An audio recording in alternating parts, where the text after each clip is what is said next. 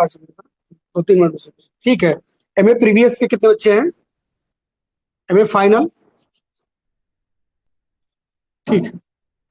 MA final के भैया लोग, उसमें से JRF भी हैं बहुत लोग, वो तो आपको सिर्फ मार्गदर्शन के लिए आए हैं। कुछ भैया लोग हैं जो रेगुलर बैठेंगे, मार्गदर्शन करेंगे आपका।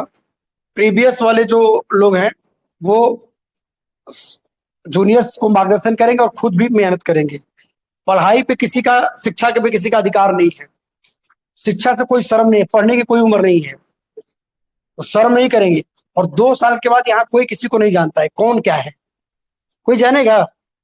हर साल 120 लोग आते हैं चले जाते हैं, 2 साल बाद उनको कोई पहचानने वाला नहीं, तो शर्म मत करिएगा पढ़ने से। ये मत सोचिएगा कि अपने जूनियर्स के साथ बैठ के कैसे पढ़ेंगे। मैंने इसी क्लासरूम से करीबन 100 से ज्यादा JRF दिया है, 100 से ज्यादा पिछले 8 सालों में, और 200-300 से नेट कम नेट नहीं हुआ हो। आपके बगल में रिशु भैया बैठे हैं। रिशु, आपका बैच क्या था? 2017-19 था। 19 में आप पास आउट हैं। और रिशु जी इसी क्लासरूम में जब मैं पढ़ाता था नेट JRF के लिए, तो रिशु जी क्लास करने आते थे। और रिशु जी JRF है। सुधीर जी को मैंने पढ़ाया, सुधीर मेरे विद्यार्थी। अमित, मेरे अंदर जो तीनों लोग अभी PhD कर रहे हैं, वो तीनों इसी क्लासरूम से नेट के लिए पढ़ाते पढ़ाते थे, तो थे। भारत के तमाम विश्वविद्यालयों में अभी फिलहाल इधर 4-5 सालों से जो भी बच्चे नेट और JRF के थ्रू PhD में एडमिशन लिए, उसमें से अपने यहाँ से जो बच्चे हैं, उसमें से 50% बच्चे जो है वो डायरेक्ट इनडायरेक्ट से क्लास में जुड़े रहे हैं। 50% बच्चे। एक बैच जो 2019 से 21 बैच था, उसमें 40 से ज्यादा बच्चे JRF हो गए थे, जबकि स्ट्रेंथ उस क्लास की 83 थी। आधा से ज्यादा बच्चे JRF हो गए। मैं उस समय का बता रहा हूँ, अभी का क्या है मुझे नहीं पता है। उसमें से 1-2 बच्चों को छोड़ के सभी PhD में एडमिशन ले चुके हैं। तो 2-3 बातें बहुत गौर कर लीजिएगा। आप आगे आइए, यहाँ बैठिए, यहाँ आगे बैठिए। मैं किसी को JRF नेट नहीं पास करा सकता, पहली बात ये समझ लीजिए। मैं किसी को कुछ बना नहीं सकता, मैं हर क्लास से पहले बोल देता हूं। बनना ना बनना आपको है, मैं सिर्फ रास्ता बता सकता हूं। मंजिल तक पहुंचाने की जिम्मेदारी मेरी नहीं है। मंजिल तक पहुंचने की जिम्मेदारी आपकी है, रास्ता बताने की जिम्मेदारी मेरी है। मैं रास्ता बताने में कोई कोर कसर नहीं छोड़ूंगा, लेकिन मंजिल आपको तय करना होगा। जितना आपको बताया जाएगा उतना कम से कम करना होगा, विश्वास बना के रखना होगा। आपको 15 दिन बाद लगेगा कि बकवास हो रहा है, इससे ज्यादा तो हम बैठ के पढ़ सकते हैं, जैसा कि हम लोगों को MA एंट्रेंस के दौरान भी लगता था। लेकिन बाद में जब रिजल्ट आएगा तो बहुत सारी चीजें स्पष्ट हो जाएंगी कि यहाँ बैठने का, बकवास सुनने का और कमरे में बैठने का क्या अंतर है, क्या फर्क पड़ता है। तो हम चाहेंगे कि 2-4 दिन बाद जो बकवास लगेगा उसको भी सुनिए, भले वो बकवास ही सही, लेकिन उसको सुनिए, बकवास को ही सुनिए। और ये कोविड बैच जो बंद हुआ, वो कोविड के दौरान बंद हो गया, क्योंकि उस समय ऑनलाइन नहीं चलता था, ऑफलाइन चलता था नेट का बैच, नेट JRF का बैच। तो कोविड के दौरान बंद हुआ, फिर बंद बंद बंद बंद, तो बहुत सारे बच्चे, मैंने फिर देखा कि फिर थोड़ा सा रिजल्ट कम हो रहा है, तो मैंने सोचा फिर इसको शुरू करते हैं एक बार। मेरे पास समय भी है, तो क्योंकि इस बार जल्दी से खत्म हो गया है, MA एंट्रेंस जो है वो बहुत जल्दी से खत्म हो गया है, तो हम लोग के पास 2-3 महीने का समय था, तो मैंने कहा कि इसमें करते हैं। तो इसको हम लोग करेंगे रेगुलर। सिर्फ 3 घंटा हमें चाहिए, ज्यादा नहीं। 1 घंटा आपको क्लास करना है, 2 घंटा आपको कमरे में पढ़ना है, बस, इससे ज्यादा नहीं है। फिर JRF नेट कोई प्रॉब्लम नहीं है। अगर आप इतना ही करके चलेंगे तो मुझे सफलता में कोई संदेह नहीं है। इस क्लासरूम में बहुत सारे वो बच्चे बैठे हुए हैं या बच्चियां बैठी हुई हैं जो नेट और JRF है, और जिन्होंने अपनी मेहनत के बल पे, अपने सही निर्णय के बल पे वो मुकाम हासिल किया है। क्योंकि 2020 के बाद तो मैंने पढ़ाया नहीं, ऐसे मैंने किसी को सलाह दे दिया। उसमें आपके गुलशन हैं, उसमें आपके प्रभाकर जी हैं, उसमें अभी नए नए बैच के रुपेश हैं। बैठिए, बैठ जाइए। और आपके नेट में शानू हैं, अमन हैं, है ना, और कौन कौन नेट है इनके अलावा? नेट बॉबी हैं, कर्ण हैं, जितेंद्र हैं। इसमें भी एक चीज आपको बताएं हम, पिछले 2 साल से एक और प्रयोग शुरू हुआ है, शायद आप जानते ही हैं, थर्ड ईयर में नेट जार्फ निकालने का। बहुत लोग कहते हैं ये मान्य नहीं है, ये अमान्य प्रक्रिया है। नहीं, ये मान्य है। कैसे मान्य है? थर्ड ईयर वाले, जो थर्ड ईयर के लोग बैठे हैं जिनकी संख्या अधिक है, फिर मैं और बातें करूंगा, वो कैसे मान्य है उसको मैं फिर से बता दे रहा हूं। बार बार आप पूछते हैं कि फला भैया फला लोग ये कह रहे थे कि मान्य नहीं। मान्य है। ऐसे मान लीजिए, आप बैठिए ना, मान लीजिए कि आपका नेट का जो रिजल्ट है, पहले आपको एडमिशन के बाद मान लीजिए कि आपने 28 जुलाई 2024 में एडमिशन लिया एमए में, और इसी बीच आपने नेट का एग्जाम दिया और आपका मान लीजिए कि रिजल्ट आ गया। रिजल्ट मान लीजिए कि आपका नेट का रिजल्ट या नेट या जेआरएफ आप हो गए। ठीक है, आप नेट और जेआरएफ मान लीजिए कि हो गए 14 जुलाई को ही।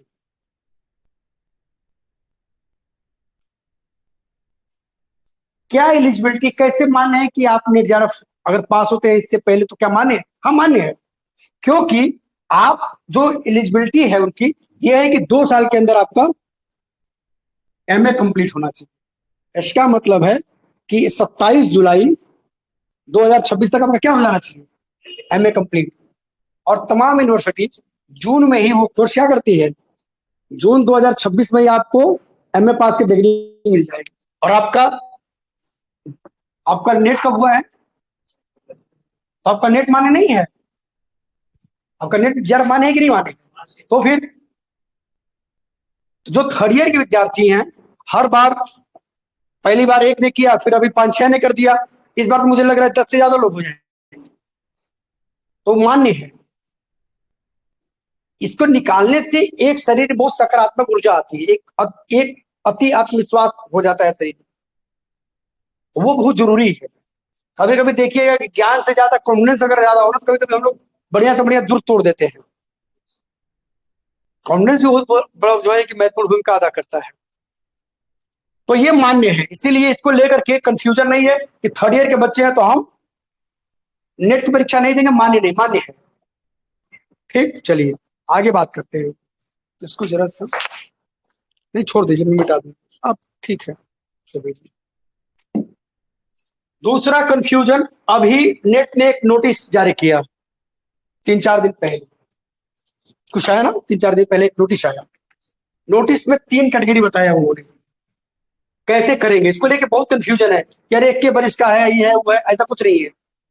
ये क्या है इसको समझ लेते हम। हो सकता है कि एक आध चीज थोड़ा दाएं बाएं बता दे, तो रिशु जी हैं मुझे करेक्ट कर देंगे और फिर सही से बता भी देंगे फिर बाद में। इसमें 3 कैटेगरी बनाया है यूजीसी ने। पहली कैटेगरी है कि जो लोग जूनियर रिसर्च फेलोशिप, जो नेट के साथ जेआरएफ है, जिसको सीधे जेआरएफ का भी कंफ्यूजन क्रिएट ना करिए, ठीक, जो जेआरएफ है उनकी एक कैटेगरी है। उनको 3 चीज के लिए एलिजिबल माना है, 3 चीज के लिए। पहला, स्कॉलरशिप, ठीक, पीएचडी प्लस असिस्टेंट प्रोफेसर, ठीक, असिस्टेंट प्रोफेसर, स्कॉलरशिप और पीएचडी, तीनों के लिए एलिजिबल माना है पहली कैटेगरी में। इसमें स्कॉलरशिप जो देगा वो तकरीबन 42,000 के आसपास है जो भी है, और कंडेंसी होगा 10,000 रुपया के आसपास। फिर 3 साल बाद ये 50,000 हो जाएगी और कंडेंसी बढ़ के 20,000 के करीबन हो जाएगी। ठीक, ये तो स्कॉलरशिप मिलनी ही है, प्लस पीएचडी वो कर सकते हैं, असिस्टेंट प्रोफेसर के एग्जाम में भी पार्टिसिपेट कर सकते हैं। पहली कैटेगरी है, इसमें कोई कंफ्यूजन ही नहीं है। इनको इनको कोई टेंशन नहीं, इनको एक बार जेआरएफ निकाल लिया आराम। दूसरी कैटेगरी है जो नेट है, उनको सिर्फ 2 चीज के लिए एलिजिबल माना है। किसके लिए? पीएचडी के लिए और असिस्टेंट। स्कॉलरशिप के लिए नहीं माना है। स्कॉलरशिप यूनिवर्सिटी अपने लेवल पे दे सकती है, लेकिन कोई भी विश्वविद्यालय स्कॉलरशिप देने के लिए बाध्य नहीं है। यूनिवर्सिटी अपने तरफ से, हमारे यहाँ बीएचयू देता है स्कॉलरशिप नेट वालों को भी 8,000 रुपया महीना। तो नेट वाले जो हैं उनके लिए दो एलिजिबिलिटी है, क्या सॉरी दो चीजों के एलिजिबल हो गए। किस किस के लिए? पीएचडी के लिए और असिस्टेंट प्रोफेसर के लिए। उनको स्कॉलरशिप नहीं मिलेगी, लेकिन उसमें एक क्लॉज जोड़ दिया है कि आपका जो परसेंटाइल है, जैसे मान लीजिए कि आगे आगे बैठ जाइए, शिवेंद्र आगे आ जाइए ना, बैठ जाइए यहाँ नहीं ऐसे मत करिए, आगे आइए, यहाँ है ना, जगह है कि नहीं है? कुर्सी लेके बैठ जाइए ना, नहीं कुर्सी ले लीजिए ना, ये कुर्सी लीजिए, एक कुर्सी एक्स्ट्रा। आइए, जो नेट है उनको स्कॉलरशिप नहीं देगा, पीएचडी में एडमिशन देगा, लेकिन कितने साल के लिए उनका परसेंटाइल मान्य है? 1 साल के लिए बस। आपको हर साल नेट का परीक्षा देना होगा अगर आप सिर्फ नेट है तो। और जो परसेंटाइल है, जैसे मान ली 98 परसेंटाइल आपका है इस साल के एग्जाम में, जून 2026 का जो भी आपका रिजल्ट आया है, तो वो 2/27 तक मान्य है। 27 के बीच में जो भी 26-27 के बीच में जो भी पीएचडी के लिए एग्जाम होगा उसमें आप अपीयर हो सकते हैं। और आप अगर अपीयर होंगे तो आपके परसेंटाइल को जुड़ेगा, उसमें करेगा। इनको कोई दिक्कत नहीं, एक बार जीआरएफ हुए काम खत्म। जो नेट है उनके लिए ही है, 1 साल हर साल देना होगा। लेकिन ऐसा नहीं है कि एक बार नेट हो गए तो फिर वो आजीवन असिस्टेंट प्रोफेसर का फॉर्म भर सकते हैं। लेकिन पीएचडी के लिए 1 साल के लिए उनका परसेंटाइल बस मान्य है। वो फिर परसेंटाइल इंप्रूव करने के लिए फिर आपको अगली बार, मतलब हर बार आपको रेगुलर परीक्षा देनी है जब तक कि आप जीआरएफ ना हो जाए। दूसरी कैटेगरी है। तीसरी जो कैटेगरी है वो नॉन नेट की है, जो नेट पास से ना हो, जिनका नंबर नेट जो पास ना हो। तीसरी कैटेगरी है, उनको सिर्फ एक चीज के लिए एलिजिबल माना है। किसके लिए? और कितने साल के लिए? 1 साल के लिए। इन दोनों के लिए उसको एलिजिबल नहीं माना है। इसमें कोई कंफ्यूजन है किसी को भी?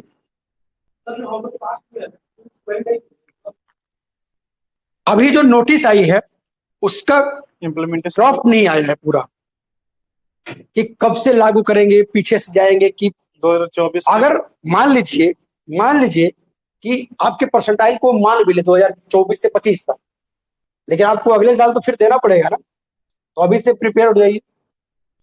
और ये प्रयास करना है कि नेट वाले झमेला खत्म करके क्या हो जाए सीधे, जब हम 2 ही 4 क्वेश्चन का अंतर है तो क्यों ना उसको पार करके करते हैं। जहां से मदद मिले, जो आपको पढ़ा सकता है, जहां से आप पढ़ सकते हैं, जहां से आप एक्स्ट्रा मेहनत कर सकते हैं, वो करिए एकदम। और कोई शर्म मत करिए क्लास में बैठने से। इस क्लास में बैठा हुआ कोई व्यक्ति 2 साल के बाद हो सकता है कि कुछ तो 90% ऐसे होंगे जिनसे आप कभी जीवन में न मिले, ऐसा भी हो सकता है। तो किसी से कोई शर्म, यहाँ कोई पहचानता नहीं है। इस सड़क के उस पार जाए तो कोई बाहरी आपको जानता भी नहीं है। तो 1-2 साल 2-4 महीने के शर्म के लिए पूरा जीवन नहीं बर्बाद करिए, पढ़ लीजिए। हम मेहनत कर रहे हैं, आप भी मेहनत करिए, साथ में आइए। बस आपका सहयोग हमको चाहिए। मेरी जो मेहनत है वो तो आपके साथ रहेगी। आप बकवास लेगा 2-4 दिन बाद तो बकवास लेगा, फिर भी बैठना हम चाहेंगे बैठिए, नहीं बैठेंगे तो फिर आने पानी दोष हो जाएगा। ठीक, चलिए, इसमें अब कोई कंफ्यूजन नहीं है ना। पहले 3 कैटेगरी है, जीआरएफ हो गए तो 3 चीज के लिए हो गए, स्कॉलरशिप मिलेगी, पीएचडी कर सकते हैं और असिस्टेंट प्रोफेसर हो गए।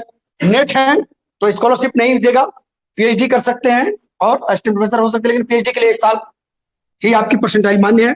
तीसरा नॉन नेट है, स्कॉलरशिप नहीं मिलेगी, असिस्टेंट प्रोफेसर नहीं है आपकी। पीएचडी के लिए जो आपकी एलिजिबिलिटी 1 साल के लिए है, उसके बाद और आपका भी परसेंटाइल जो है उसको बाद में, जो 30% वाला उसमें, वो तो बाद में देखेंगे। ठीक, चलिए, ये जो नया नोटिफिकेशन है उसके अनुसार इसका मतलब ये है सीधा सीधा कि आप नेट नहीं हो जाते हैं तो इसका मतलब ये उन लोगों के लिए जो एमए पास करने के करीब पहुंच रहे हैं या एमए प्रीवियस में जिनका 1 साल होने जा रहा है, उसका मतलब ये कहीं नहीं है। क्योंकि अगर मान लीजिए कि आपका रिजल्ट अगस्त में आता है तो आपको अगस्त 2025 तक मिलेगा। हो सकता है जून में आपको रिजल्ट आए, जुलाई में फॉर्म निकल जाए तो आप एलिजिबल हो जाएंगे। तो इसलिए छोड़ना नहीं है, एग्जाम देना है। तो ये जो एग्जाम होगा उसमें ये नहीं सिर्फ सोचना है कि हमारा नेट जीआरएफ नहीं हुआ तो कुछ नहीं है, नहीं भी हुआ तो कोई दिक्कत नहीं है, क्योंकि एक कैटेगरी और बची हुई है, क्या? Non net. और पीएचडी के समय जो है वो लगभग लगभग जब परसेंटाइल का परसेंटेज निकाला जाएगा 30-70%, तो सब लगभग इक्विवेलेंट हो जाएगा। इसके ऊपर बाद में बात करेंगे, तो बात की बात है। इसको जरा सा अच्छा मिटा दीजिए जरा सा। हाँ ठीक। जो जो मुझसे प्रश्न पूछा गया था, पहले मैं उन प्रश्नों का उत्तर दे दूं, फिर उसके बाद आपसे बात करता हूं।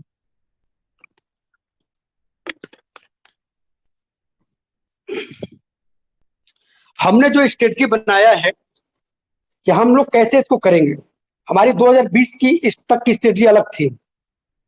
इसको हम लोग इस बार चेंज मैं कर रहा हूं। हम लोग सप्ताह में 6 दिन क्लास चलेगी। 6 दिन में हम लोग 4 दिन हिस्ट्री पढ़ेंगे और 2 दिन फर्स्ट पेपर। फर्स्ट पेपर के लिए हम देख रहे हैं कि हम विचार कर रहे हैं कि किसको किसको लगाना है, कैसे लगाना है, क्या करना है। पहले हम सोच रहे हैं कि 4 दिन हम नेट वाले क्लास के लिए 4 दिन हिस्ट्री चले और 2 दिन फर्स्ट पेपर। ये हम करेंगे शुरुआत में। और एक दिन आपका संडे को टेस्ट होगा। जो जिस दिन क्लास आपकी नहीं चलेगी उस दिन हर संडे को आपका एक टेस्ट होगा। टेस्ट का पेपर मैं खुद तैयार करूंगा, इंग्लिश हिंदी दोनों में रहेगा और ऑनलाइन टेस्ट होगा। आप ऑफलाइन आके हमारे साथ बैठ के, जैसे थर्ड ईयर के बच्चे जब छुट्टियों में सब बंद रहता था तो हम लोग कहीं भी फील्ड में बैठ करके मिल लेते थे, वहीं सामने बैठ कर टेस्ट दे दिए, तो मुझे कॉन्फिडेंस हो जाता था। इस बार ऐसे जो थर्ड ईयर वाले बच्चे थे जो रेगुलर क्लास कर रहे थे, 240 उनका मिला, 240 नंबर के आसपास आ रहा है 300 में। तो सब टेस्ट देते थे, सामने से पता चलता था कि लड़के अच्छा कर रहे हैं। तो आप सामने से बैठे थे, तो एक दिन आपका टेस्ट होगा संडे को, 6 दिन आपकी क्लासेस चलेंगी। आपको इतिहास में पढ़ाने वाला नहीं हूं, ना मैं एमए एंट्रेंस के लिए पढ़ाता हूं इतिहास। 3 महीने में कोई भी इतिहास खत्म नहीं किया जा सकता है अगर आपको विस्तृत तरीका। हाँ, नेट जेआरएफ निकालना कैसे है ये आपको हम बता देंगे। क्या नहीं पढ़ना ये बताएंगे सिर्फ हम। पढ़ना क्या ये तो हम जानते ही नहीं है। क्या नहीं पढ़ना है, और जिस दिन आप ये जान जाएंगे आपकी 50% सफलता तय हो जाएगी। क्या नहीं पढ़ना है, पढ़ना क्या ये नहीं जानना है, क्या क्या नहीं पढ़ना है, इसी के ऊपर बात होगी अगले 3 महीने तक। कुछ और प्रश्न थे तो नहीं, अमित के पास। अमित के पास। हाँ चाबी बोल दे रहे हैं। क्या बोल रहा था मैं? चाबी अमित के पास। हाँ, क्या नहीं। बहुत सारे लोगों को पूछा सर ये क्या है सर, झमेला क्या है, चालू होगी। ये सब क्या झमेला है, सब ये सब क्या है। हाँ हाँ बोलती है कि चली गई। एमए करने के बाद हायर एजुकेशन में जाने के लिए असिस्टेंट प्रोफेसर बनने की जो अभी एलिजिबिलिटी है वो एमए प्लस नेट है। क्या है? एमए प्लस पीएचडी नहीं है, ये भ्रम नहीं रखिएगा। असिस्टेंट प्रोफेसर बनने के लिए एलिजिबिलिटी क्या है? एमए प्लस नेट है बस, पीएचडी नहीं है अभी तक। अब एमए प्लस नेट, अब ये असिस्टेंट प्रोफेसर। भारत में 2 ही सर्विस ऐसी हैं जो ए ग्रेड की सर्विस है। सिविल सर्विसेज के 2-3 पद और एक असिस्टेंट प्रोफेसर का पद। ये दोनों जो है कि ए ग्रेड के सर्विस है। इन जो सिविल सर्वेंट है उनका ग्रेड पे 5400 से शुरू होता है, लेकिन असिस्टेंट प्रोफेसर का जो ग्रेड है वो कितना है, इनसे ज्यादा है। सिविल सर्वेंट जो है ए ग्रेड वाले, उनसे भी 600 रुपया बेसिक में, पुराना जो पे है उसमें 600 रुपया अधिक है। तो ये एकेडमिक जो फील्ड है ए ग्रेड की सर्विस है। हाँ, पैसा बहुत बनाना है तो फिर आप कुछ और देख सकते हैं। पढ़ने पढ़ाने में मतलब वो है सम्मानपूर्वक जीना खाना है तो कर सकते हैं इसको। अब मैं इसको बता रहा हूं कि मैं अपने विद्यार्थियों को पिछले कई सालों से क्यों बार बार जोड़ देता हूं ये बात करने की।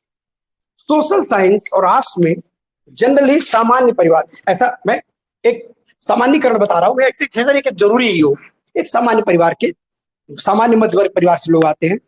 घर वाले आपको 2-4 साल से ज्यादा मौका नहीं दे सकते हैं, उनकी कुछ अपनी सीमाएं हैं। तो मैं अपने विद्यार्थियों को कहता हूं कि देखो, तुम्हारे पास एक रास्ता है। रास्ता ये है कि तुम अगर उस रास्ते को अपना लो तो तुम 10 साल तैयारी करो, तुम्हारे पास इतना पैसा होगा कि तुम अपने अलावा 5 लोग को पढ़ा सकते हो। तुम अगर एमए के साथ ही नेट जेआरएफ हो जाओ और तुम सिर्फ पीएचडी में एडमिशन ले लो, इसको एक्टिवेट करा दो, तो तुमको 42,000 पर मंथ की सैलरी शुरू हो, मतलब सॉरी, स्कॉलरशिप शुरू हो जाएगी। जो प्राइमरी लेवल, बड़े बड़े स्टेट के प्राइमरी लेवल की भी इससे इसी के आसपास शुरू होती है सैलरी, और उनको इनकम टैक्स भी देना होता है। स्कॉलरशिप पे इनकम टैक्स नहीं देना होता है। और ये 2 साल तक आप स्कॉलरशिप मिलेगी आपको। इसके अलावा 3 साल तक, अगले 3 साल तक 5 साल स्कॉलरशिप मिलती है जेआरएफ की, 50,000 पर मंथ। ये पर मंथ है, पर ईयर नहीं है। इसके अलावा कॉपी किताब कलम खरीदने के 10,000, और कॉपी किताब कलम खरीदने के लिए 20,000 साल में एक बार। अब कितना, हर महीना थोड़ी कॉपी कलम खरीदता था, साल में मिलेगा, ठीक है ना। इसके अलावा आप अच्छा अच्छा शोध करिए, हेलो कुछ आने वाली पीढ़ियों को कुछ नया चीज दीजिए, सर के साथ और साथ साथ आपकी आर्थिक समस्या भी दूर है, कोई समस्या नहीं है। ये सबसे आसान रास्ता है। मैं उनको पता कौन नौकरी बता दीजिए कि तुरंत एकदम बिना एमए करके तुरंत जाइए, धौड़ से आपकी नौकरी जाऊंगा। ये रास्ता है, इसमें आप पढ़े जो चाहे, आपको जो तैयारी करना है करिए जी अगले। और मैं मोटा मोटी अगर जोड़ूं,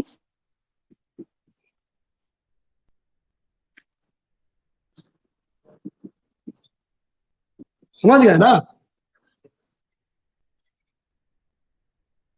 अगर इतना भी निकाल देंगे, इतना बच गया तो करिए ना 20 साल तैयारी, कौन मना करता है।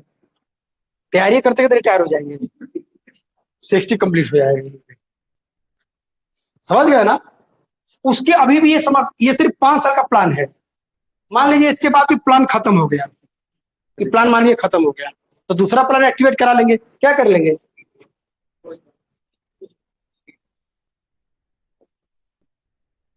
PDF, post doctoral fellowship. Doctor मतलब पीएचडी, पीएचडी के बाद की फेलोशिप।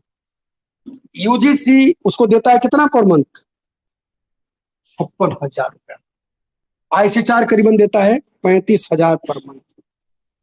और ये 5 साल का होता है, और ये 2 साल का होता है।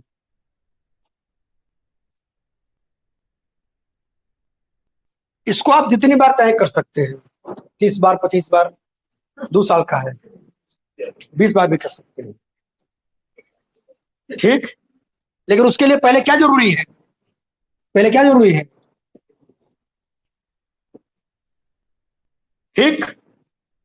पूरा देख लीजिए, प्लानिंग है, रिटायरमेंट तक का प्लानिंग है, जीवन आनंद योजना, ठीक।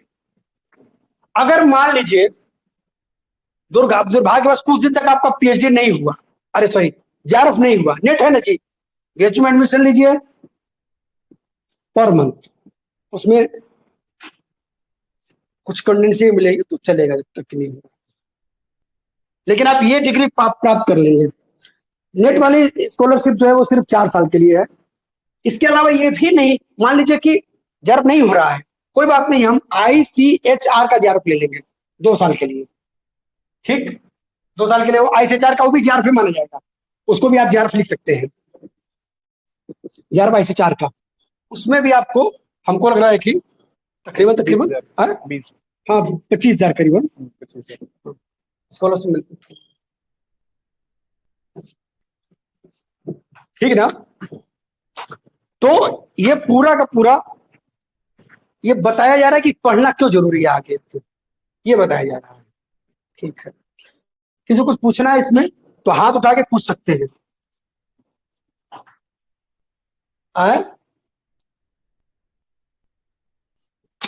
किसी को कुछ पूछना है, जो जो अभी तक बताया गया था क्या है,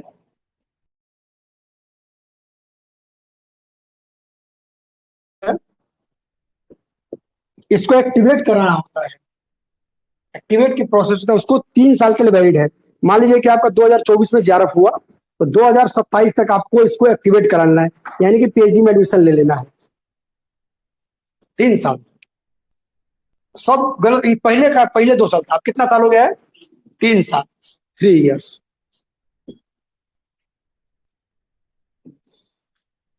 ठीक ना।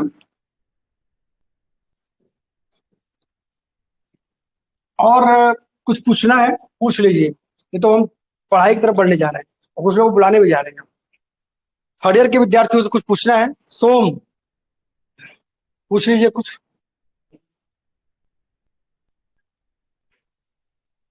मुरली, कुछ पूछना है? अच्छा, चलिए अब आपको पढ़ना क्या है आज से। आपको एजीपी जाकर लेना क्या है। एजीपी तो थर्ड ईयर वालों के पास होगा ही, या थर्ड ईयर जो तैयारी पहले कर चुके उनके पास एजीपी है कि नहीं है? एजीपी है। एजीपी इसलिए कह रहे हैं क्योंकि इसमें इसके प्रश्नों को मैंने देखा है कि उसमें उत्तर व्याख्या थोड़ा दिया रहता है और अशुद्धियां थोड़ी कम रहती है, जो मैंने देखा है। हो सकता है कोई बहुत अच्छी किताब मैंने नहीं देखा, लेकिन इसको देखा है मैंने, ठीक ठाक है। तो इसका फर्स्ट पेपर भी ले लीजिए और इसका हिस्ट्री भी ले लीजिए। ये बात नहीं करिए प्लीज, जो है ना शांति बना के रखिए अगर बैठ सकते हो तो। फर्स्ट पेपर जो है और हिस्ट्री, ये दोनों को मिला के आपका परसेंटाइल बनता है। अब जेआरएफ होता कैसे है पहले समझ लीजिए। अगर इस फर्स्ट पेपर में 30 क्वेश्चन से कम आप करेंगे 50 में, तो आपकी जेआरएफ की संभावना एवरेज से अगर अच्छा नहीं किया आपने तो कम हो जाएगी। आपको 60% क्वेश्चन सही करना होगा फर्स्ट पेपर में, जो करीबन 10 क्षेत्रों से मिला के बनता है। उन 10 क्षेत्रों पे हम बात करेंगे कौन कौन से 10 क्षेत्र हैं जहां से 5-5 क्वेश्चन एवरेज बनाता है वो, ठीक ना। ये 30 क्वेश्चन। बाकी जो हिस्ट्री और इस रिकॉर्ड को सिर्फ मेरे जानकारी में एक ही विद्यार्थी ने तोड़ा है, आप जानते हैं ना उसको? अमित तिवारी। हाँ, अमित तिवारी। अमित तिवारी ने 23 क्वेश्चन सही करके और जेआरएफ हो गया। वो मेरे 5 बेस्ट विद्यार्थी जो यहाँ पे रहे हैं उसमें से एक है, अभी गोरखपुर विश्वविद्यालय से पीएचडी कर रहे हैं, जेआरएफ है। तो ये 23 क्वेश्चन कर से सही करके जेआरएफ होने का मतलब है कि उसने हिस्ट्री में बहुत अच्छा कर लिया होगा, तब वो खींच के ले गया। तो आपको 30 क्वेश्चन सही करना होगा उन पूरे 10 क्षेत्रों से, यानी हर क्षेत्र से एवरेज में कितना क्वेश्चन सही करना होगा? 3 क्वेश्चन कम से कम। 2 गलत हो जाए तो कोई बात नहीं है, माइनस मार्किंग तो है नहीं, ठीक। माइनस नहीं है ना, तो फिर क्या दिक्कत है, गलत हो जाए, करना तो सारा क्वेश्चन है। तो पहले एजीपी का क्वेश्चन पेपर लेंगे आज जाकर के। रोज आप फर्स्ट पेपर और इसको मिला करके सॉल्व करने का प्रयास करेंगे 1 घंटा 15 मिनट में, दोनों को सिर्फ सॉल्व करेंगे, व्याख्या नहीं पढ़ना है, सिर्फ सॉल्व करें। बैठ जाइए सर ना, बैठ जाइए। सिर्फ इसको सॉल्व करना है, उसके अलावा बहुत कुछ नहीं करना है, सिर्फ आपको इसको सॉल्व करना है। एजीपी का फर्स्ट पेपर और हिस्ट्री। अब आपके पास 3 घंटा मांगा था, 1 घंटा क्लास और 2 घंटा उसके अलावा। 45 मिनट में आपको आर्या नाम की एक इतिहास का वो है, किताब है। पहले हम किरण बोलते थे, लेकिन किरण का ही ऐड करके एक और मोटा किताब ला दिया, उसका नाम आर्या है, उसको ले लीजिए। आप लोग, आपको भ्रमित करने के लिए लोग बहुत बताएंगे, फलाना टेक्स्ट बुक पढ़ लो, फलाना रेफरेंस बुक पढ़ लो, ये कुछ मत, इसके चक्कर में ज्यादा ना पड़िए। समय कहाँ है, जेआरएफ हो जाएंगे, पीएचडी में आके जो पढ़ना है पढ़ते रहिए 5 साल तक, आजीवन पढ़ते रहे रेफरेंस बुक। पहले एलिजिबल तो हो जाए, जब एलिजिबल नहीं होंगे तो विद्वान बने क्या करेंगे? 2 कैटेगरी है, विद्वान बनेंगे तो जेआरएफ कभी नहीं होगा, क्लियर जान लीजिए। और विद्वता का सिर्फ आचार ही पढ़ सकता है, उससे कुछ मिलता जुलता नहीं है। तो पहले आप एलिजिबल तो हो जाइए भैया, तब ना विद्वान बनेंगे। तो पहले जेआरएफ निकालने के लिए भले ही 2 नंबर की किताब आप मानते हैं भाई, चलिए रेफरेंस बुक नहीं है, ये टेक्स्ट बुक है, ये ऑब्जेक्टिव है, वही पढ़ लीजिए। ओरिजिनल सोर्स पीएचडी में आने के बाद पढ़े, पहले से बीए में ओरिजिनल सोर्स पढ़ लेंगे। तो पहले इसको पढ़िए कि सिर्फ कितना मिनट, 45 मिनट से ज्यादा नहीं पढ़ना है बस। ये शुरुआती 1 महीने का प्लान है और आपको क्वेश्चन रेगुलर सॉल्व करना, 1 घंटा क्लास में बैठ बस, एकदम आसान तरीका बता रहे हैं। चलिए अब मैं कुछ सीनियर्स को बुलाऊंगा जो नेट जेआरएफ है। पहले मैं बुलाऊंगा एमए प्रीवियस के बच्चों को, उसके बाद तब सीनियर्स को मौका दिया जाएगा फाइनल वालों को। मैं रुपेश को बुलाऊंगा पहले। कहाँ है रुपेश, है क्या? आइए आइए। और जो बीए थर्ड ईयर में हो गए वो तो आई भी नहीं कि कहाँ नाम हुआ, कहाँ गए वो भूपेंद्र अभी आप पहुंचे कि नहीं? अच्छा चलिए ठीक है, आराम कर रहे होंगे, घर से आए अभी आज। ठीक है। हाँ, कुछ बताइए इन लोगों को, खास करके थर्ड ईयर के बच्चों को। बाकी लोग तो समझदार ही है भैया लोग, और अपने बेस में क्या पढ़ना चाहिए, मतलब इनको कैसे, आपने क्या किया, आपका जारफ हुआ, आप बताइए। सबसे पहली बात कि आप लोग को कम समय देखकर लग रहा होगा कि नहीं हो पाएगा। थोड़ा सा लग रहा होगा कि चूंकि पेपर 1 है, पेपर 2 है, दोनों में 10-10 यूनिट है, और अपने आप में पेपर 2 का भी सिलेबस देखे तो मिडिवल है, मॉडर्न है, एंशियंट है। लेकिन आप लोग को इससे डरना नहीं है, क्योंकि मैंने भी जब अपना तैयारी शुरू किया था तो मेरे पास सिर्फ 80 दिन थे मेरे पास, उससे ज़्यादा कोई मेरे पास, उसके अलावा कोई टाइम नहीं था मेरे पास। मैं बीएड में एडमिशन ले चुका था। जब मैंने सर से संपर्क किया तो सर ने बताया देखिए आप बीएड मत करिए, आप इधर और आइए, इधर आप अच्छा कर सकते हैं। तो मैंने 13 सितंबर को अपना पैसा ट्रांसफर करके मास्टर्स में पहले एडमिशन लिया, और तब 16 सितंबर से मैं अपना तैयारी शुरू किया दिसंबर के लिए। उसके पहले मैं आर्या भी एक बार भी नहीं पढ़ा था। हाँ, मैं सीयूटी क्लासेस किया था, कंसिस्टेंसी मेरी रही थी। मैं आर्या भी एक बार भी नहीं पढ़ा था, और बाकी कोई टेक्स्ट बुक जो रेफरेंस बुक्स होते हैं वो भी नहीं पढ़ा था मैंने। लेकिन मैंने अपनी मैं आपको एक चीज बताऊं, मुझे रुपये से चौंका दिया था जब सीयूटी का रिजल्ट आया था, तो मैंने रुपये से उम्मीद नहीं किया था कि 240 मार्क्स पाएंगे। आपको 240 मार्क्स था ना? 244। 244 मार्क्स। मुझे उम्मीद नहीं थी कि, मुझे था कि 220 के आसपास पाएंगे, लेकिन जब ये 244 मार्क्स पाए तो मैं चौंक गया, कह रहे रुपये तो मतलब हमारी उम्मीद से ज्यादा अच्छा कर दिए। ठीक है। हाँ, तो यही है कि मेरे पास उतने दिन नहीं थे, लेकिन इसमें मैंने क्या किया, अपने सोर्सेज को बहुत लिमिटेड कर दिया। मैंने एजीपी को फॉलो किया, ऑलमोस्ट मैंने 3 बार उसको मैंने पढ़ा है। और उसके अलावा मैं अपने जैसे कि टेस्ट कैसे अटेम्प्ट लेना है उसके लिए मैंने मॉक टेस्ट भी लगाए हैं ऑनलाइन, ताकि 3 घंटे के अंदर मैं क्वेश्चन को समय रहते सॉल्व कर लूँ, और जो क्वेश्चन बच जाते हैं उसको मैं रिविजिट कर सकूँ, मतलब जैसे हमसे हो पा रहा है। उसके अलावा पेपर 1 के लिए मैंने एक यूट्यूब चैनल फॉलो किया था, और उसको मात्र 15 दिन मैंने फॉलो किया था। नहीं, बता दीजिए उसके बारे में, बता दीजिए। हाँ, मैंने शेफाली मिश्रा का एक यूट्यूब चैनल है उनका, लिख दीजिए वो। ज्ञान अड्डा करके। उनके प्लेलिस्ट में जो 73 भी वीडियो है। सकारात्मक चीजें हो वो आप उसको फॉलो करिए। अगर इन्हों फायदा मिला तो आप भी एक दो बार देखिए, फायदा नहीं मिलेगा छोड़ दीजिएगा। लेकिन अगर ये कह रहे हैं देखा इन्होंने, तो एक बार जरूर उसको उलट पलट के देख लीजिए। ये एकदम किसी बात पे मत भरोसा करिए कि मैं ही ऐसा करा सकता हूँ, ऐसा नहीं है। सफलता तक पहुंचाने के कई रास्ते हो सकते हैं, ये जबरी थोड़ी कि हम ही सिर्फ पहुंचा सकते हैं। तो अगर आपको वो रास्ता आसान लगे तो उसको ही फॉलो कर सकते हैं, ठीक ना? ये खास बात इसमें एक ये था, क्योंकि इसमें ऑलमोस्ट 7 यूनिट जो इम्पोर्टेंट है डीआई को छोड़ के और इंडियन लॉजिक को छोड़ के, उसमें 7 यूनिट थे जो आपको एक जगह मिल जाती है, कहीं और भटकने की जरूरत नहीं है, एक प्लेलिस्ट में सब मिल जाएंगे। तो आपका समय बचेगा और आप समय रहते आप कर लेंगे उस चीज को। और मैंने आर्या नहीं पढ़ा था, रिवीजन के लिए उसको पढ़ा था, लेकिन मैंने दृष्टि पूरा पढ़ा था, जो दृष्टि पब्लिकेशन आती है, क्योंकि उसमें एक यूनिट, हर एक यूनिट वाइज दिया है उसमें पेपर। तो यूनिट पढ़ने के बाद उसमें 150-100 ऐसे करके क्वेश्चन मिलता है। तो एक यूनिट पढ़े, जैसे एडमिनिस्ट्रेशन दिया है तो सिर्फ एडमिनिस्ट्रेशन ही, किसी के जैसे कि मिडिवल का एडमिनिस्ट्रेशन पढ़ रहे हैं तो उसमें सिर्फ एडमिनिस्ट्रेशन दिया है। उसको पढ़ने के बाद उससे रिलेटेड जितने क्वेश्चन थे 100 क्वेश्चन अटेम्प्ट करने के बाद अपने आप में कॉन्फिडेंस आता था। तो मैंने इस पैटर्न को फॉलो किया था, और मेरा पढ़ने का तरीका वही रहता था। क्योंकि मेरी क्लासेस थोड़ा मैं बंक करता था उस समय क्लासेस, और अभी क्लासेस शुरू नहीं हुई थी, अक्टूबर के बाद क्लासेस शुरू हुई है। तो मैं दिन में कम से कम 10 से 11 घंटा मेरा इफेक्टिव पढ़ाई होता था, और वैसे मैं 14 घंटे पढ़ने के लिए बैठता था, कम समय रहता था मेरे पास इसलिए। तो उसमें भी मैंने उसको पार्ट में वाइज बांट दिया था। मेरे पास 75 डेज थे, 15 दिन में मैंने पेपर 1 पढ़ा, पेपर 2 को छुआ भी नहीं। और जो मेरा पेपर 1 कंप्लीट हो गया तो उसके साथ अगले जो 60 दिन था उसमें मेरा स्ट्रेटेजी था, मैं 3 घंटे सुबह में, 1 घंटे टेस्ट लगाता था एक पेपर 1 का, 1 घंटे उसका एनालिसिस करता था, और उसके साथ 1 घंटा जो बच्चा था मैंने जो नोट्स बनाया पेपर 1 का उसको रिवाइज करता था। और बाकी जितने पूरे पूरे दिन भर में मैं पेपर 2 को पढ़ता था। और पेपर 2 को पढ़ने का मेरा तरीका यही रहता था कि मैं बिना लोड दिए कि मुझे रटना है, फैक्ट्स रटना है, ये करना है, बिना लोड दीजिए, एकदम फ्री माइंड से मैं बस पढ़ते जाता था, पढ़ते जाता था। और मुझे कभी कभी लगता था कि नहीं हो पाएगा, लेकिन एक बार आप पढ़ते जाएंगे, पढ़ते जाएंगे, पढ़ते जाएंगे और सेट्स लगाएंगे तो पॉजिटिव फील होता है। और मैंने कोई भी टेस्ट लगाया उसमें मेरा कभी भी कट ऑफ से कम नंबर नहीं आया। हाँ, 1-2 बार ऐसा हुआ था कि कट ऑफ से कम नंबर आया हो, लेकिन ऑलमोस्ट टाइम मैंने कट ऑफ को क्रॉस किया।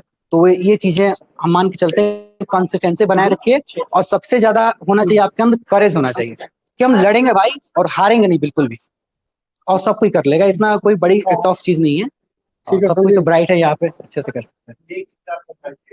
कब बताइए। आपको लगता है कि उस चीज से बचना चाहिए, सर अक्सर ऐसी गलती हो जाती है और वो गलती पहले तो ये ना वो मतलब पीछे रहेगा और आपको बोले कि आपको कोई दिक्कत नहीं। उसका एक ही है कि आप सोर्सेस को लिमिटेड करिए। आपको यूट्यूब पे इतने ज्यादा चैनल अभी हो गए हैं, इतने बड़े बड़े जाइंट चैनल जैसे अनअकैडमी है, छुट्टी पे है। फिर आजकल बहुत सारे, मतलब बहुत सारे हैं।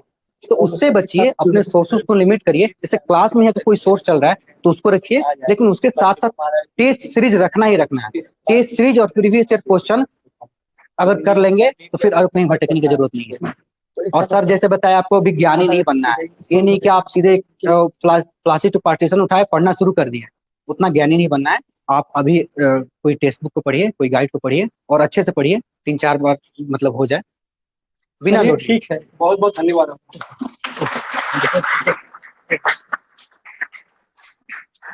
एमए प्रीवियस से और कौन कौन है? एमए प्रीवियस से, एमए प्रीवियस से कौन कौन लोग और हैं? अभिषेक हैं और जितेंद्र हैं। आइए अभिषेक, आइए। सिर्फ एक एक 2-2 मिनट बोलना है क्योंकि 3:30 बजे तक क्लास छोड़ना भी है। आज 1 ही घंटे की क्लास है ना, 1 घंटे ज्यादा शुरुआत में नहीं लेंगे आपका, फिर हम उसको 2 घंटा करेंगे बाद में जाकर के, तो आपके सेमेस्टर के एग्जाम हो जाएंगे। आइए। अभिषेक सबसे शाय स्टूडेंट है अपने क्लास के। बोलिए। मेरा नाम अभिषेक है। मैंने लास्ट मतलब दिसंबर ये नेट हुए हैं दिसंबर वाले में। उसमें मैंने मतलब नेट के एग्जाम के लिए मैंने मोस्टली बस पीवाईक्यू भी सॉल्व किया था। इसमें आर्य मैंने नहीं पढ़ा था और पीसीआर लेवल के सारे क्वेश्चन सॉल्व किए थे, और जो था एजीपी उसको मैंने पूरा सॉल्व किया था, और फर्स्ट पेपर के लिए भी यूथ का जो था फर्स्ट पेपर वो पूरा सॉल्व किया था। ठीक लग रहा है अभी, जार निकालना है। ठीक है, आइए जितेंद्र, आइए। बहुत हो गया, दांत नहीं, खाज खाज नहीं, दांत दीजिए। आइए जल्दी जल्दी आइए। आप जितेंद्र जी हैं और आप बहुत अच्छे विद्यार्थी हैं, सिंसियर हैं, और आप भी नेट हैं। ठीक लगा। आई एक चीज और मैं आपको क्लियर कर दूं, मैं जब बुला रहा हूं यहाँ बच्चों को तो इसका मतलब ये नहीं है कि मैं जो लोग अभी सफल नहीं हो पाए या सफलता की तरफ जो अग्रसर है, पढ़ाई कर रहे हैं, उनको मुझे नीचा दिखाना है, वो करना है। मुझे ये बताना है कि आप ही लोगों के बीच के लोग आप ही के साथ रहते हैं, घूमते हैं, आप ही के साथ सारा पढ़ाई लिखाई करते हैं, और देखिए आप ही के बीच से सफल हो रहे हैं। सिर्फ बताने का ये प्रयास है, आपको परेशान करना या ये बताना कि आप वो नहीं कर सकते, ऐसा कुछ नहीं है। आपको सिर्फ उत्प्रेरित कर सके इसलिए इन लोगों को सामने बुला रहे हैं। बताया जितेंद्र। मेरा नाम जितेंद्र मिश्रा है, और जैसा कि सर ने बताया कि मेरा दिसंबर में नेट हुआ था, तो मैं आर्या भी उस हिसाब से पढ़ा नहीं था। मैं जो भी सेमेस्टर में पढ़ा था उतना ही पढ़ा था, और उसी के आधार पे वो थोड़ा जब पेपर पास में आया थोड़ा 2-4 दिन प्रैक्टिस सेट लगाए थे, तो नेट तो हो गया। लेकिन अभी जेआरएफ के लिए मैं एक फर्स्ट पेपर के लिए एक डॉक्टर लोकेश बाली करके एक चैनल है, उसमें जो रुपेश ने बताया कि वहाँ पे जो मैम का बताया वहाँ पे डीआई नहीं मिलता, लेकिन यहाँ पे आपका डीआई और इंडियन लॉजिक सब पूरे 10 के 10 टॉपिक आपको उस प्लेलिस्ट में मिल जाएंगे। लगभग 93 वीडियोस के आसपास हैं, तो अगर आप लोग अगर फॉलो करना चाहें तो उसको फॉलो कर सकते चलिए हैं। ठीक है, काफी अच्छा। बहुत बहुत धन्यवाद आपका भी। करण आइए, करण जल्दी आइए। सिर्फ एमए प्रीवियस वालों को जल्दी जल्दी 1-1 मिनट जल्दी जल्दी आइए। ये करण है और इनको मैं गंभीर और अगंभीर के बीच का विद्यार्थी मानता था, लेकिन इन्होंने जो रिजल्ट दिया वो बहुत गंभीर है, इसलिए सुनिए इनको। जैसा सर ने बताया कि मतलब एजीपी लगाने को, आर्या मतलब सॉल्व करने को, तो मैंने मतलब एजीपी भी लगाया था, मगर आर्या जो मतलब आर्या इतना ज्यादा नहीं पढ़ा था। बाकी यूट्यूब पे थोड़ा ऐसे लेक्चर वेक्चर देखता रहता था। और बाकी मतलब ये बताना चाहूंगा, 4 साल का जो पेपर आया था ये सबसे सरल पेपर मुझे यही लगा हुआ था, तो हो सकता है इसकी वजह से मेरा क्लियर हो गया हो। अपनी सफलता का श्रेय दूसरे को मत दीजिए भाई। ये आसान पेपर आया था, सब आया तो सबके लिए। देखिए अगर आसान आया था तो सबके लिए था, तो सबको हो जाना चाहिए ना। उस आसान में से जिन्होंने अच्छा किया उनका हुआ। और बाकी इंडिया प्लस भी लगाया है, 1 लाइनर क्वेश्चन ज्यादा मिला था इस बार। चलिए बहुत बहुत धन्यवाद करण जी आपका। और कोई? हाँ अभिषेक जल्दी जल्दी आइए, जल्दी आइए। अच्छा आप ले दे। और कोई है एमए प्रीवियस का जिसका नेट हो? चलिए एमए फाइनल्स के सीनियर्स भैया लोगों को बुलाते हैं। अमन, तबीयत ठीक नहीं है, बैठने में दिक्कत है? अच्छा बैठ जाइए।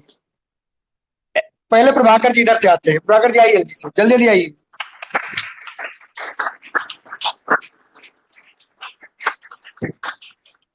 ये पहली ऐसी पीढ़ी है जो मेरे सामने अभी आई है जिसको मैंने बीए फर्स्ट ईयर से एमए फाइनल तक पढ़ाया है। ये पहली पीढ़ी है, इनको मैंने बीए फर्स्ट ईयर में पढ़ाया है। इनके बैच के अभी गुलशन जी थे, उनको पढ़ाया है, और यहाँ सानू बैठी है, इनको पढ़ाया है, विश्वजीत को पढ़ाया है, उनके इस बैच के जो भी लोग थे, राज को पढ़ाया है। फर्स्ट बैच मतलब ऐसा था जिसको मैंने, इनको तो मैंने थर्ड ईयर एमए में पढ़ाया है। ये पहला बैच है जिसको बीए फर्स्ट ईयर से लेकर के एमए तक पढ़ाया है, और बहुत ज्यादा संघर्ष किया आपने, बहुत परेशान रहते थे, लेकिन मेरा हाथ हमेशा इनके कंधे पे रहता था। हम कहते थे हो जाएंगे आप, हो जाएंगे, और अंत में इन्होंने JRF निकाला। इनके लिए जोरदार ताली बजाएंगे।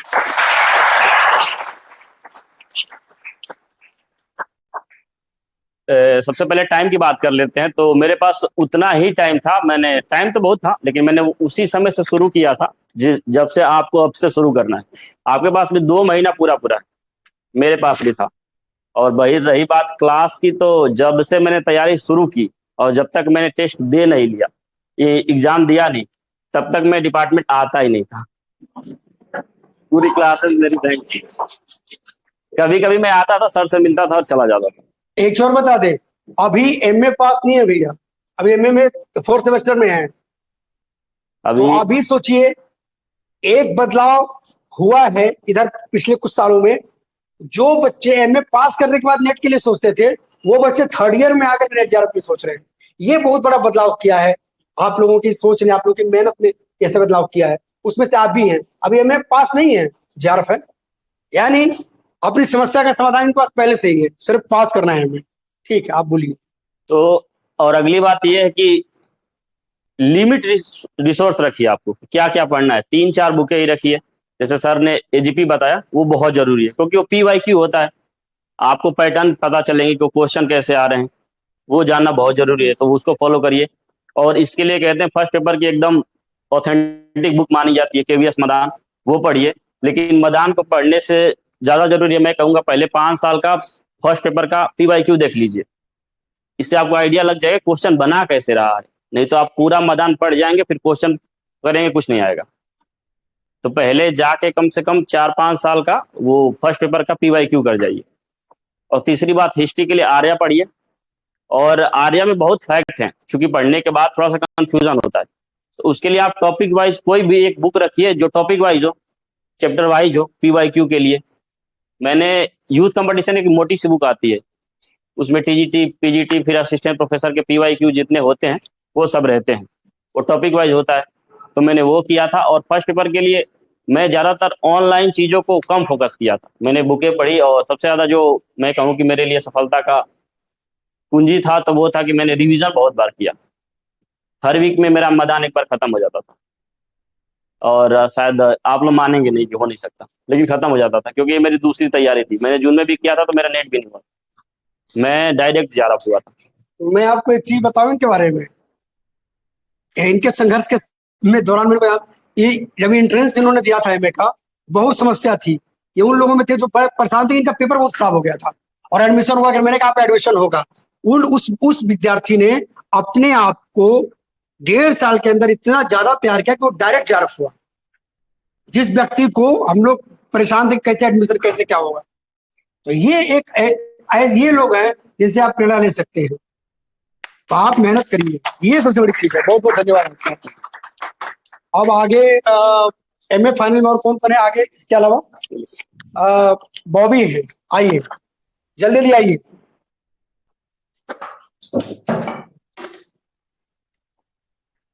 आप लोगों में से किसी का नेट है?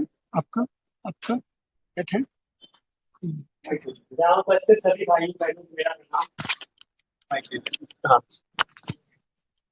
देखिए, जैसा कि नेट और JRF की बात है, तो जून 2023 में मेरा पहला अटेम्प्ट था। मैंने सोचा था कि हाँ मेरा JRF हो जाएगा, लेकिन नेट हुआ मेरा। दिसंबर में भी इसी उम्मीद के साथ मैंने एग्जाम दिया था, लेकिन इस बार भी नेट हुआ। तो मुझे पता है कि मुझसे क्या गलतियां हुई थी। मैं थोड़ा सिंसियर नहीं था उस समय। और जैसा सर ने बताया कि आर्या पब्लिकेशन की बुक आपको पढ़ना चाहिए, तो मैंने उसको भी नहीं पढ़ा था। मैंने क्या यूज किया, पेपर 2 के लिए क्लास 12 की एनसीईआरटी और यूट्यूब के कुछ चैनल्स फॉलो किए, और पेपर 1 के लिए भी अनअकैडमी की कुछ क्लासेस फॉलो की और नोट्स बनाए खुद के। तो बस आपसे यही कहना चाहूंगा कि जैसा सर ने बताया है आप सब मतलब वही फॉलो करें, तो सफलता आपको मिल जाएगी। चलिए, बहुत बहुत धन्यवाद आपको। आइए इधर से आइए आइए आइए, अनिल आ जाइए। एक एक मिनट, जल्दी जल्दी जल्दी जल्दी आती जाइए। कुछ बोल दीजिए 1 मिनट में, जो इच्छा हो, कुछ सजेशन दे दीजिए इनको कैसे करना है। मैंने ना फर्स्ट पेपर एक बार भी नहीं देखा था। हेलो हेलो, मेरा नाम अनिल है। मैंने ना फर्स्ट पेपर नहीं देखा था, मेरा हिस्ट्री में अच्छा हुआ था, इसीलिए मैं नीट पास हो गया हूँ। हिस्ट्री में बीए में पढ़ा था, इंदर सिंह पढ़ा था, शेखर बंधु से प्लास्टिक पार्टीशन डॉक्टर, ये बीए में पढ़ा था। अभी तो टाइम नहीं पढ़ पाएंगे, तो इसीलिए मतलब आर्या को, हाँ आर्या को मैंने 2 बार पढ़ा था। आर्या बहुत अच्छा बुक है। आर्या को मुझे बीएचयू में आने के बाद ही पता चला, आर्या पहले पता चल जाता तो शायद पास ही हो जाते क्योंकि मेरा हिस्ट्री में 75 से हुआ था इस नीट जेआरएफ के दिसंबर एग्जाम में, और पहला पेपर में सिर्फ 17 क्वेश्चन हुए थे, इसीलिए मेरा जेआरएफ नहीं हो पाया। तो फर्स्ट पेपर को ना देखना बहुत जरूरी है, मैं नहीं देखा इसीलिए मेरा नहीं हो पाया। चलिए, हम लोग आपको शुभकामना देते हैं आगे के लिए। बहुत जल्दी जल्दी आइए भाई। सानू भाई, जल्दी से जल्दी आइए, जल्दी आइए, टाइम नहीं, जल्दी आइए। और कोई एमए का बच्चा बचा हुआ है जिसका नेट है छूट गया है, तो हमें क्षमा करेंगे, क्योंकि मैं अभी देख नहीं पा रहा हूँ और कोई नेट है जो जिसका छूट गया हो। अच्छा, शिव सॉरी, और उसमें से अभी कोई और नहीं है, ठीक है। हाँ, सानू, ये आधी आबादी के अकेले प्रतिनिधित्व कर रही है आज। है तो बहुत लड़कियां, और मतलब अच्छी मतलब पढ़ने में लड़कियां, लेकिन आप फिलहाल आई हैं तो आपसे बात कराएंगे। आपकी सीनियर एमए फाइनल में के विद्यार्थी हैं अभी आपकी, ठीक है। मेरा नाम सानू जायसवाल है तेज बोलिए। मेरा नाम सानू जायसवाल है और मैंने जून 2023 में भी नेट दिया था। तो नेट हुआ था दिसंबर में भी दिया था, जिसमें मेरा एक क्वेश्चन की वजह से जेआरएफ नहीं हो पाया है। बहुत और दुख की बात है। जून में मैंने सिर्फ एजीपी का पीवाईक्यू सॉल्व किया था, तो मेरा नेट हुआ था। और दिसंबर में मैंने अच्छे से तैयारी की थी, लेकिन कुछ कारणों की वजह से एग्जाम के टाइम मेरा नहीं हो पाया था। 1 नंबर से अगर मान लीजिए किसी कारणवश जेआरएफ नहीं हो पा रहा तो कोई बात नहीं, अगली बार ट्राई करेंगे, हो जाएगा, कोई दिक्कत नहीं। शिव जल्दी आइए, शिव आइए। शिव भी एमए फाइनल में है, और शिव भी वही विद्यार्थी है जिनको मैंने फर्स्ट ईयर से पढ़ाया अभी तक। हाथ में ही रख लीजिए, कोई दिक्कत, जल्दी जल्दी। मेरा नाम शिव है, मैंने बीए भी यहीं से किया है, एमए मेरा यहीं से कंप्लीट होने वाला है। ये नेट दिसंबर 2023 का जो एग्जाम था, इसमें मैंने कोई किताब नहीं पढ़ी थी, मैंने टेक्स्ट बुक ज्वाइन किया था। टेक्स्ट बुक पे मैंने सारे क्वेश्चन अटेम्प्ट किए थे और उसका एनालिसिस किया था बस। चलिए, बहुत बहुत धन्यवाद। कभी कभी आप नेट या जेआरएफ हो जाते हैं तो आपके मित्र हवा उड़ा निकल, जिसका लक बाई चांस हो गया है, तुक्का मार दिया, उसको क्या बोलते हैं हिंदी में? तुक्का। उन लोगों के बातों को सुन के हतोत्साहित मत होइए। तुक्का आपको मारने के लिए किसी ने मना किया था क्या? तुक्का मारना भी, तो अगर तुक्का मार के जेआरएफ हुआ है, आप मार रहे हैं तो आप भी तुक्का मार लीजिए। तो इन सब बातों से, अनावश्यक बातों से परेशान नहीं होना, पहली बात। दूसरी बात, जा करके आज 2 ठो डिब्बा खरीदेंगे, एक ठो में 70% लिखेंगे, एक ठो में 30%।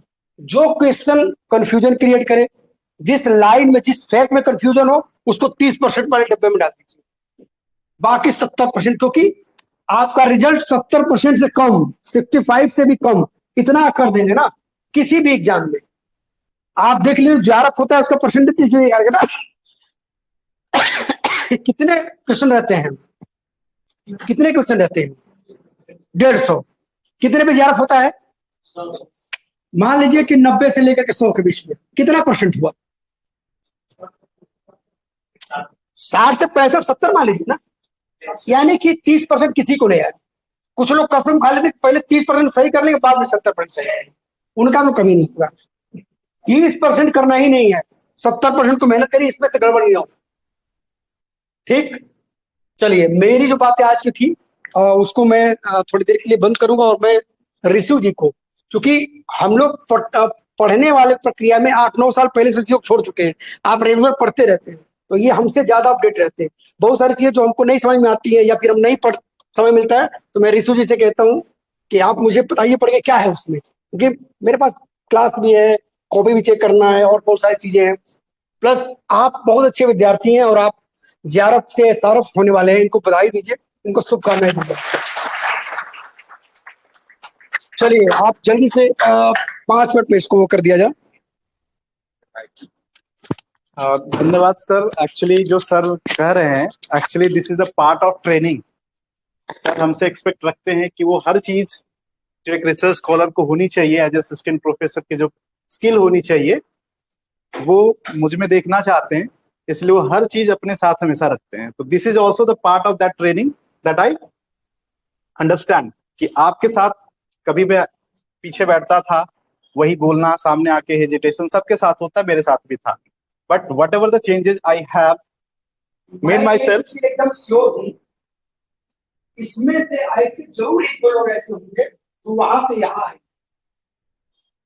पक्का है। भले 1 साल में है, 2 साल में, 3 साल में, यहाँ से वहां आने पर मैं रिसर्च की बात नहीं है, मैं पढ़ाने की बात नहीं पर 1-2 लोग जरूर ऐसे हैं, भले 2 साल लगे, 3 साल लगे, 4 साल, 5 साल लगे, लेकिन आएंगे इसी में से निकल जाएंगे। और यही इसीलिए मेहनत की जा रही है, अच्छे से पढ़िए, भैया से प्रेरित हुई और भैया की बात सुनिए। तो इसको मैं इसी तरह से समझता हूँ कि ये एक सौभाग्य है, भले फिलहाल पढ़ाने का जो भी मौका मिल रहा है एक सौभाग्य है मेरे लिए। अब जैसे कि आप लोगों ने जो बोला और आप लोगों ने जो सुना, नया नहीं सुनना है, जो सुनना है उसे सही से सुनना है, जो बताई जा रही है वही सिर्फ सही से पढ़ना है, क्योंकि हम क्वांटिटी पे भागते हैं। क्वांटिटी है सफिशिएंट, बट उसे क्वालिटी कर लेना ही सफिशिएंट होगा। और देखिए सभी विद्यार्थियों ने वही बोला जो यहाँ पे लिख दिया है मैंने, कि क्या हमें डूज करना है, क्या डोंट्स करना है। जैसे कि हमें पीवाईक्यू, भाई पीवाईक्यू बताएगा ना, जो सर अक्सर बताते हैं। जो हमसे गलती यही होती है कि हम सिलेबस उठाते हैं और पढ़ना शुरू कर देते हैं, लेवल नहीं पता होता क्वेश्चन कैसे पूछा जाता है। तो पीवाईक्यू प्रैक्टिस सबको पता है, हिस्ट्री सबको आती है, लेकिन एट द एग्जाम में हमें एग्जैक्ट क्वेश्चन बनाना है, एग्जैक्ट मिलान करना है, वो कैसे आएगा? प्रैक्टिस से आएगा। और उसके लिए क्लास जरूरी है। क्यों जरूरी है? आप खुद से 2-4 घंटे जब पढ़ते हैं तो लगता है कि आज मैंने बहुत अच्छा पढ़ा, आप अज्यूम भी कर लेते हैं, लेकिन आपका मार्क्स जब यहाँ आता है टेस्ट में, तब समझ में आता है कि मुझे और कहाँ सुधार करना चाहिए। और दूसरों को अगर आता है आपसे भी अच्छा, तो आपको और लगता है कि ये कंपटीशन वाला फेज कि मुझे ऐसा करना चाहिए। बाकी रेडी फॉर ऑल एक्सपेरिमेंट जो हुआ है ना, कि कभी उतार चढ़ाव हो जाता है, हमें बिल्कुल उतना ही नहीं। जैसे कुछ बच्चे पढ़ते समय ऐसा सोचते हैं कि ये नहीं आता, ये चीज नहीं, मतलब आपको तैयार होना होगा। हो सकता है ऑब्जेक्टिव ज्यादा पूछ ले, हो सकता है सब्जेक्टिव पूछ ले, इसलिए मैंने कहा पहले ही कि जो पढ़ना है कंप्लीट पढ़ना है।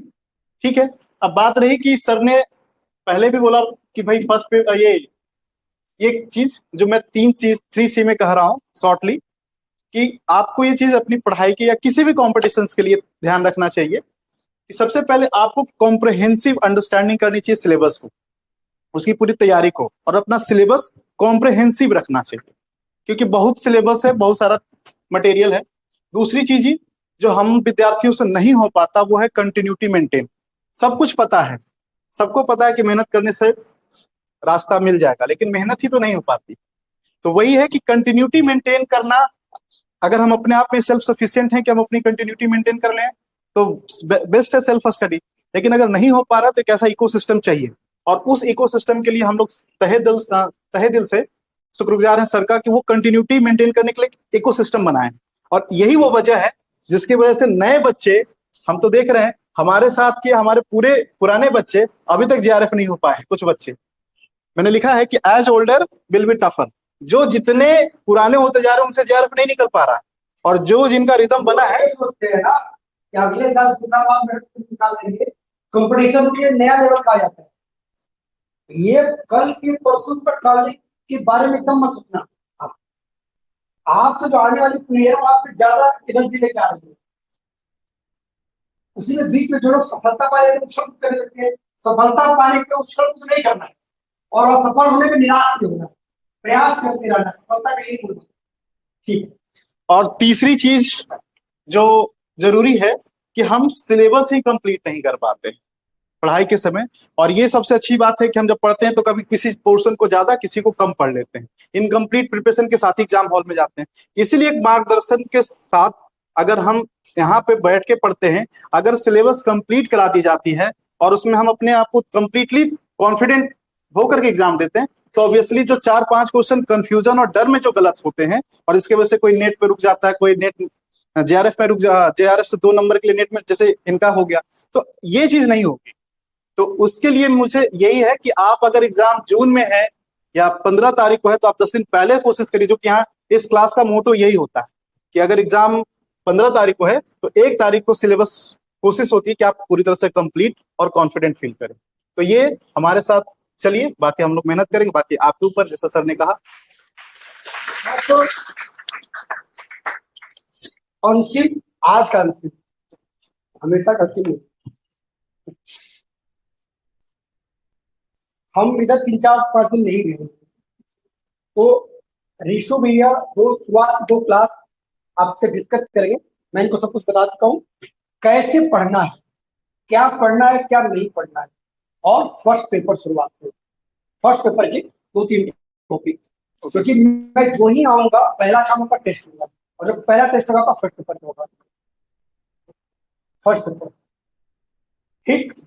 तो आप मतलब संडे को जो पहला टेस्ट होगा आपका फर्स्ट पेपर का होगा, तो आप अभी से देखिए, घबराना नहीं है। हमारे पास 3 महीने का समय, हम लोग दूध तोड़ देंगे, नेट तो 100% निकाल देंगे, थोड़ा और मेहनत कर देंगे, ज्यादा हो जाएगा, ठीक है।